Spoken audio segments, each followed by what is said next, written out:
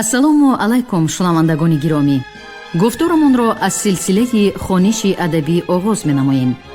ба таваҷҷӯҳи шумо бозгӯи китоби асосгузори сулҳу ваҳдати миллӣ, пешвои миллат, президенти ҷумҳурии Тоҷикистон муҳтарам Эмомалӣ Раҳмон, чеҳраҳои мондагор. ровӣ Ализода Абдурашид Хуҷандқул. гуфтори 56.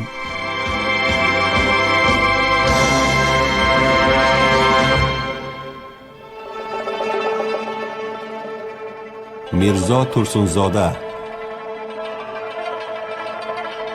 شاعر بزرگ و خادم معروف جمعیتی. منادی صلح و شاعری توانا.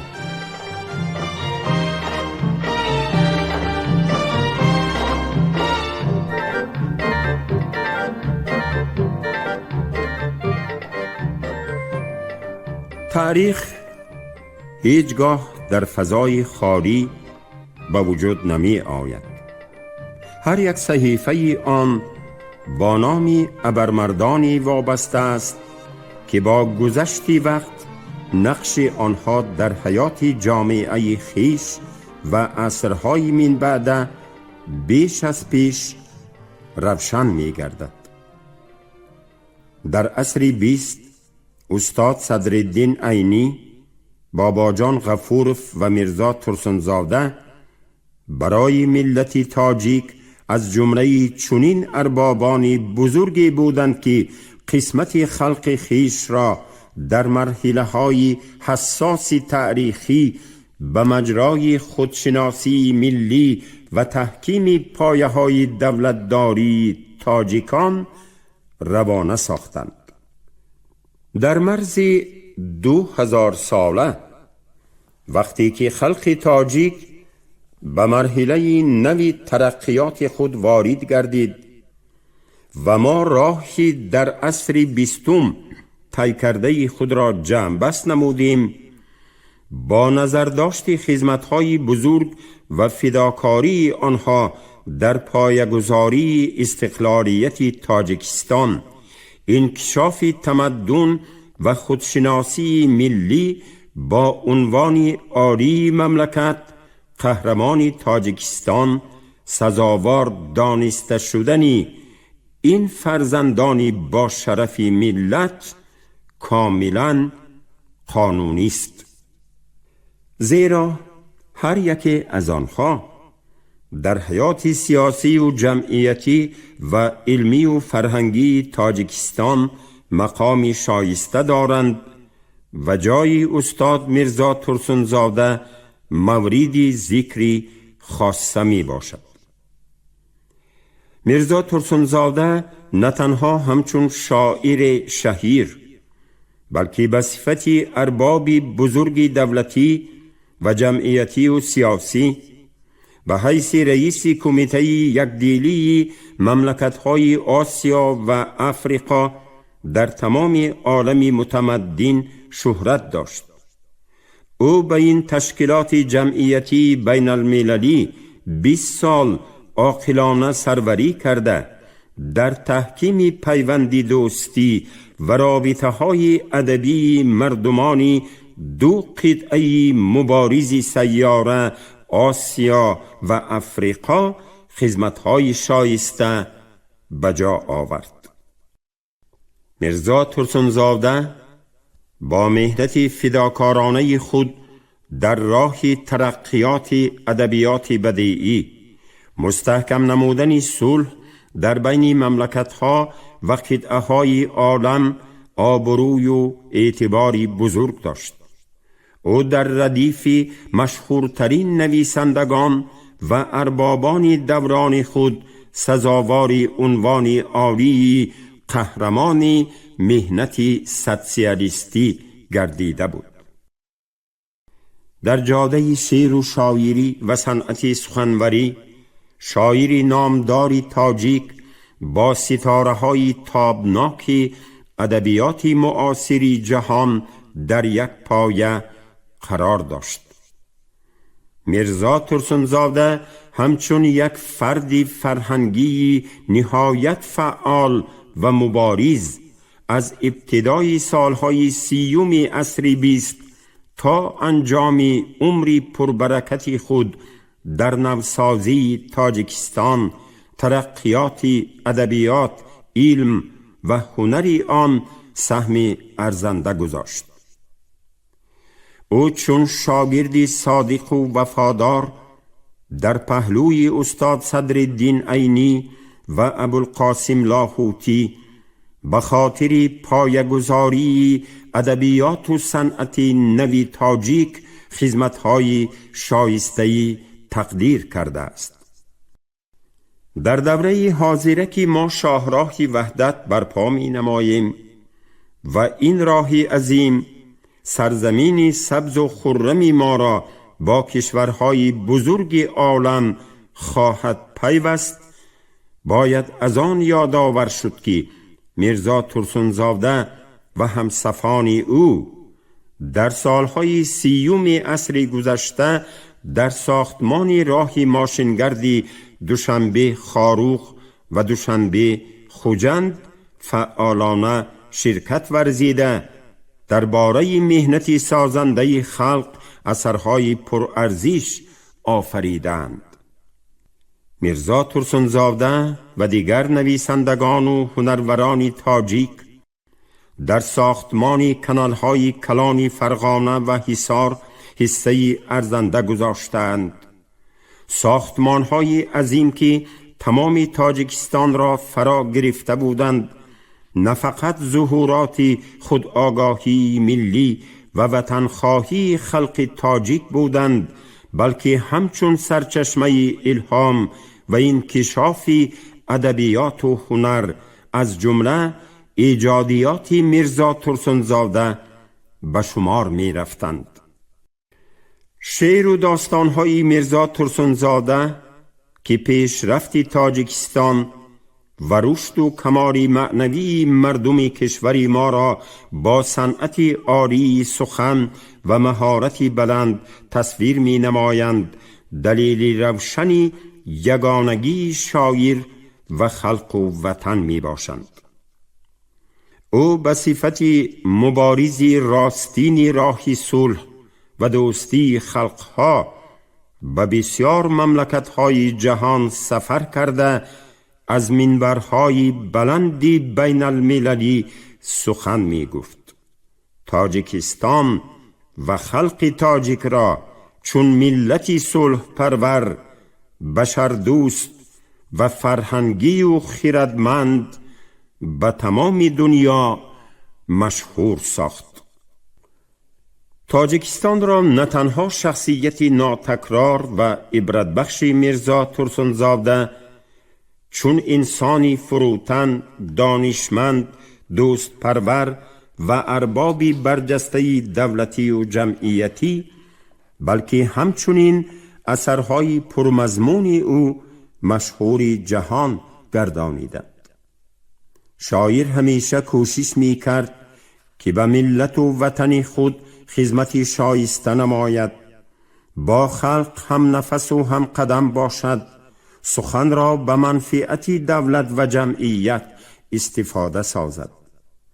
اشعار دلپذیر شاعر مهمترین مسئله های حیات مملکت، درد ملت و آرزو و آرمان های او را در بر می گیرد. در عین زمان آنها نه تنها ارزش های عالی اجتماعی خلق تاجیک، بلکه ایدئال های انسان پرورانه دیگر ملت ها را نیز افاده می نمایند، به منفعت پیشرفت اجتماعی، صلح و همکاری خلق های جهان خدمت می کنند. بی سبب نیست که اثرهای شاعری شهرتیار تاجیک به زیاده از 50 زبان خلقهای جهان ترجمه شدند. این دلیل آبروی و نفوذ ادبیات و فرهنگ تاجیک و افتخار ملت تاجیک است.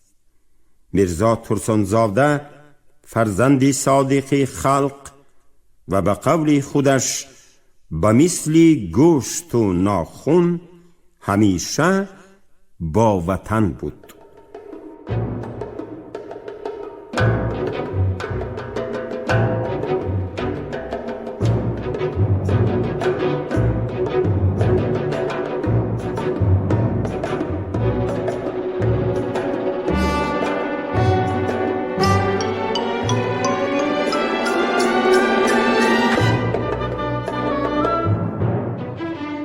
واقعاً وطن عزیزترین مقدسات برای فرزندان آگاه ملت است. آن را کسی از تحت دل و مغز در مغز جان دوست داشته می تواند که افتخاری بلندی ملی داشته باشد.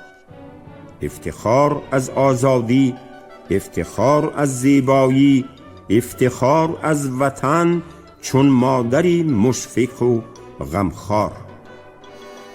میرزا ترسنزاده از نخستین کتاب شعر و حکایه و آچرک‌های خود بیرق ظفر که سال 1932 انتشار یافته بود تا آخرین مجموعه اشعارش پاسبان آتش در تمام شعر و داستانها، اثرهای دراموی، فیلمنامه‌ها و مقاله‌هایش خود را همچون عاشق و ستایشگری ممتازی وطنی عزیزی خیش نشان داد.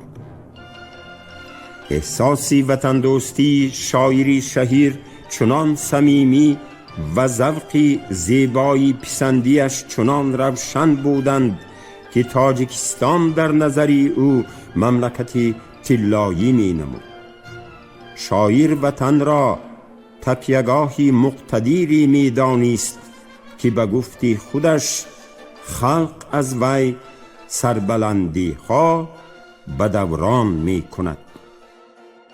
شاعری بزرگ خلق را در جان سختی و متانت همچون آهن، وطن را در مهربانی، زیبایی و قدرت به مثل آهن ربا تصویر می کرد.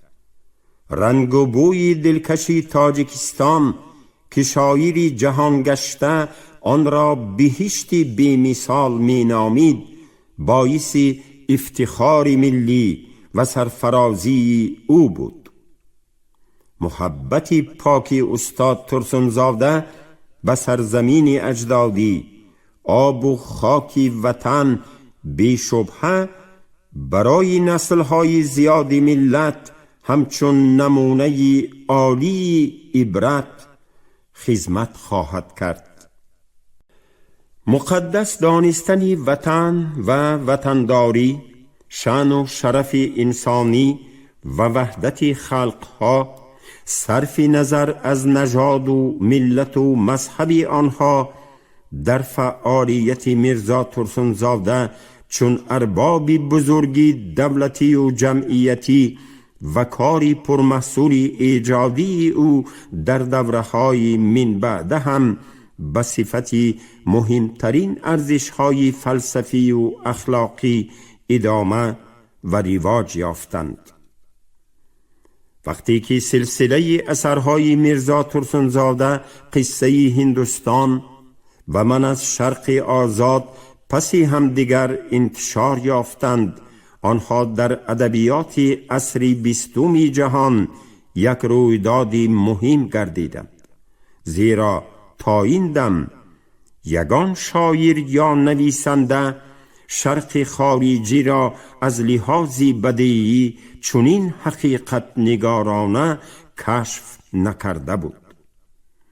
گذشته از این، آثار دایر به حیات خلقهای کشورهای خارجی نوشته استاد ترسنزاده در نظم تاجیک دوره نوی را آغاز کردند.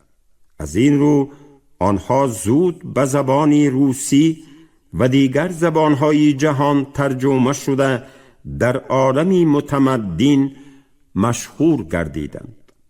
زیرا در این اثرها میرزا ترسنزاده با همدردی و حسیات بزرگی بشردوستی طرز زندگانی خلقهای شرق قبل از همه هندوستان را با تصویرهای پرزوری رمانتیکی بیان کرده برای خوشبختی و سعادت آدمان عادی مبارزه می‌برد و سیاست مستملکه‌داران را سخت محکوم می‌نماید. غایه‌های عالی عمومی انسانی، حفظ صلح، حمایه منفعت‌های اهل زحمت، حس مسئولیت نسبت به تقدیر انسانیت، رفاقت و دوستی خلقها در لیریکه سیاسی و دیگر اشعار اجتماعی میرزا ترسنزاده با کمال استعداد و صنعت سخن، با حس و هیجانی بلند انسان دوستی افاده یافتند. خدمت‌های بی‌بهای یک نفر فرزند ملت شاعر پیشه و صاحب فرهنگ تاجیک میرزا ترسنزاده به خزینه تمدن بشر نیز در همین است. میرزا ترسنزاده هر قدر که شاعری ملی باشد به همان اندازه ترغیبگر دوستی خلقهای دنیا است.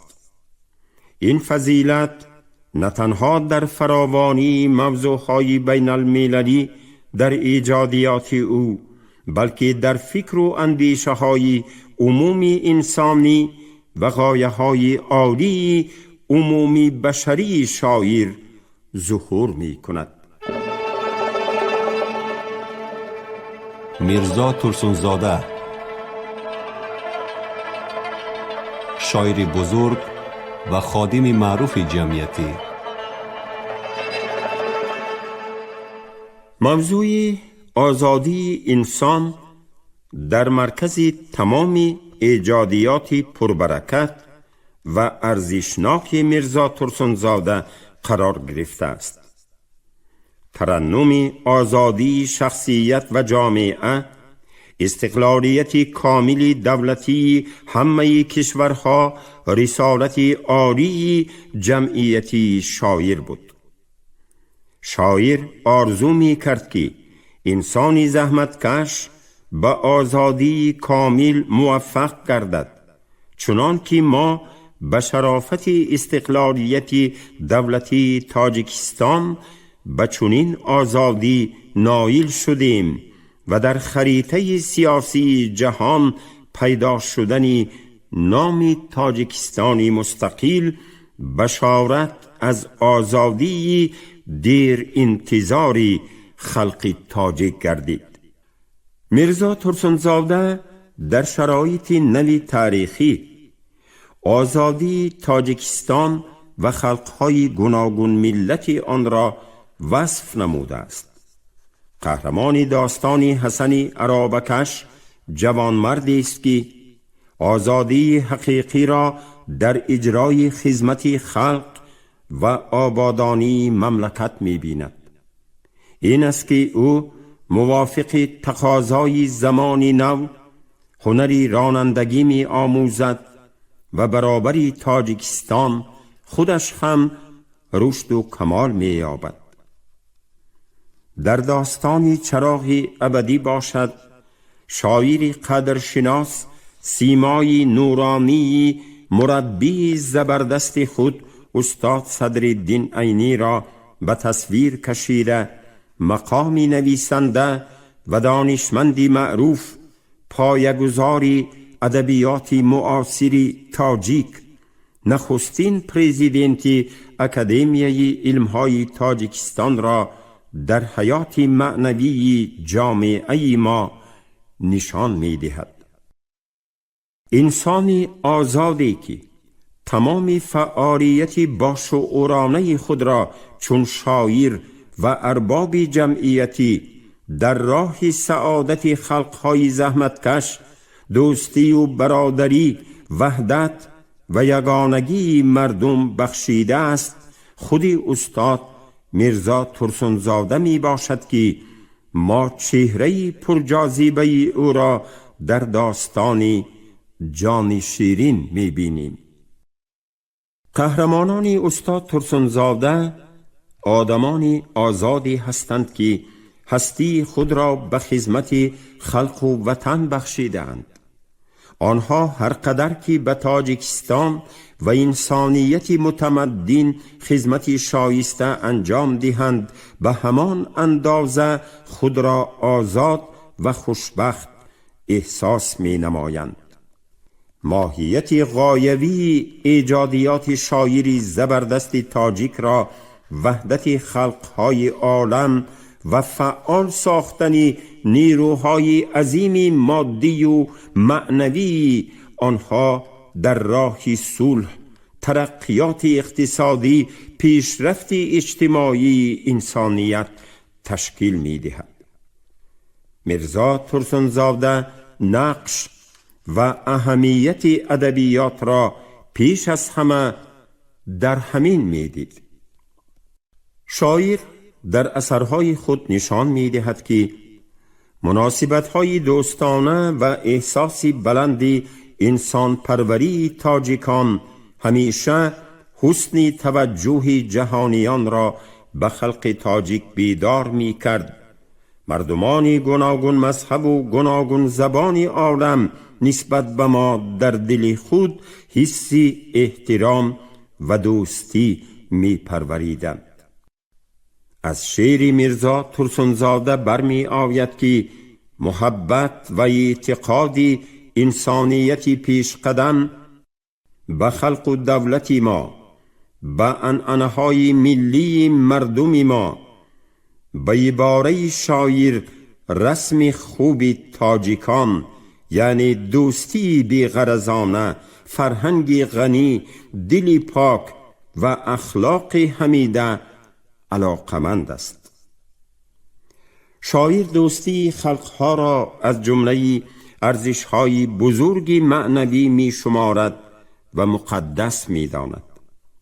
برای میرزا ترسنزاده وحدت خلق جهان مفهومی عمومی یا شعار نیست، بلکه جهان بینی روشنی است که با گذشت روزگار و تربیه پیوسته در مکتب حیات حاصل شده است.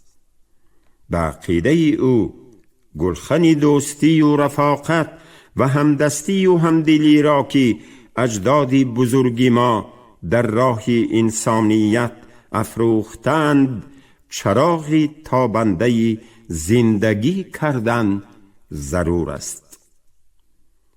شاعر به هموطنان خود مراجعت می نماید که دل را از کینه و عداوت، شبهه و ناباوری پاکیزه نگاه داشتن لازم است. دل را پر از مهر و وفا ساختن و آشیان زندگی را نیز در دل انسان گذاشتن در کار است، زیرا در جهان مقامی بلندتر از دل انسان وجود ندارد. انسان بزرگترین و نادرترین معجزه طبیعت است. بنابراین میرزا ترسنزاده به انسان و ماهیت هستی او اهمیت کلان می دهد.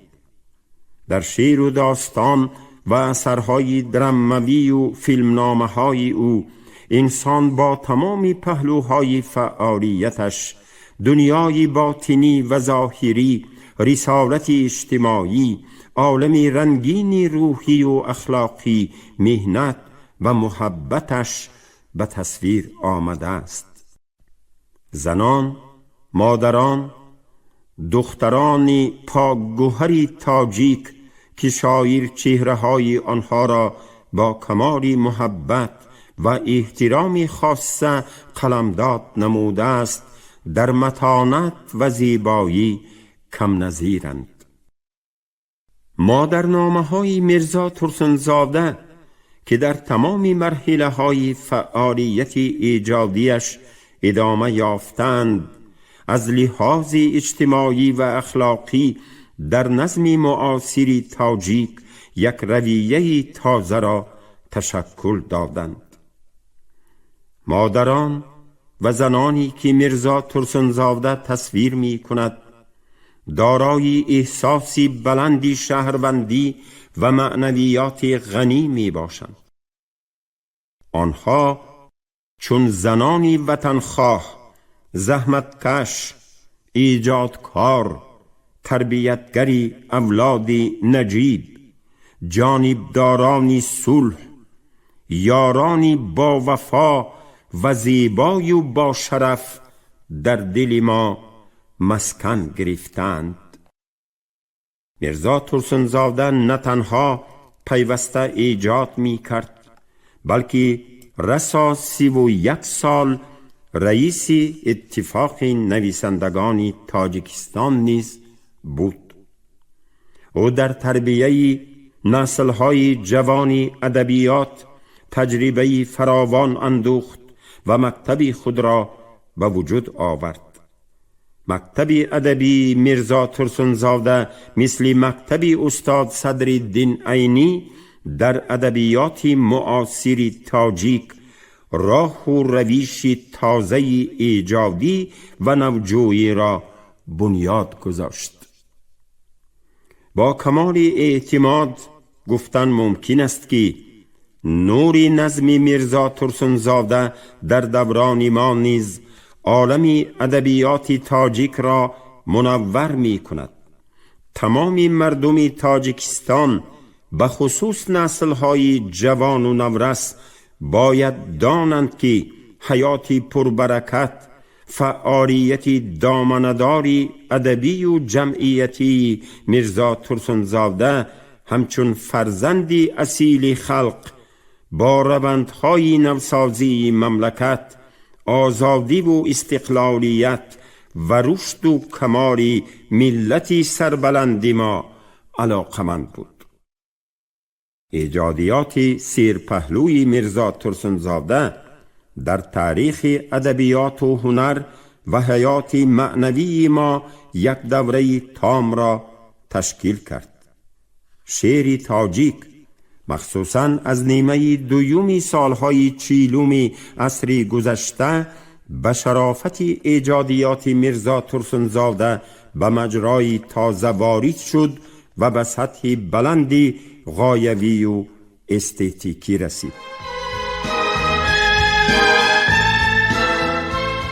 شما گفتاری 56 رو از روی کتاب اساسگذار صلح و وحدت ملی، پیشوای ملت، پرزیدنت جمهوری تاجیکستان محترم امامعلی رحمان چهره‌های ماندگار در قرائت راوی علیزاده عبدالرشید خوجمکل شنیدید.